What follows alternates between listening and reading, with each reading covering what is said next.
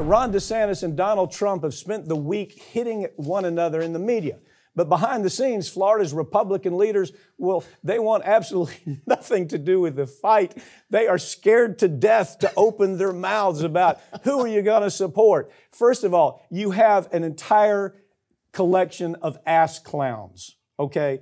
Both in Florida, certainly in Florida. The legislature in Florida, if I were to give you a picture, the picture I would have is a picture of an ass clown. It's like you have the biggest collection of ass clowns we've ever had in Florida. So you're going to go to that person and say, hey, who's your guy? Pick it up from there. Yeah, Politico, they did exactly that. They came down to Florida. They started asking all the state legislatures, state senators, state party leaders, okay, look, you got two guys in Florida. They're the two front runners for the nomination on the Republican side.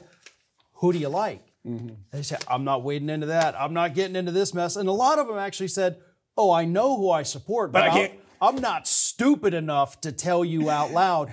And the overwhelming response in addition to that is everybody wants this feud to end. It's not going to end because DeSantis is sucking up spotlight. Trump wants it all on him. And they don't know, the two of them, both massive egos, they don't know how to coexist and let Trump be 2024, DeSantis be 2028. Neither of them want that to happen, so it's going to be a bloodbath. Our responsibility here is to tell the story about what DeSantis has done to Florida consumers with that big gaggle of ass clowns in legislature right now. They have decimated the rights of consumers to have any voice in court anymore. They're trying to close the courtroom door for consumers. He knows it. He's the one that's going to sign off on it. And when he does, we'll start talking in real detail about how dangerous this guy is. And he's allowed these power companies to have these massive mergers throughout the state that have jacked up our power prices 3 to 4 times what they were 2 years ago. And that's not an exaggeration. That's about what our bills are now. No, it's 4 to 5 times. And he's allowed the major Wall Street banks to come in and buy up entire communities and price people out of the housing market. We have had the highest housing price increase in the United States out of all 50 states. You know what he just did this week?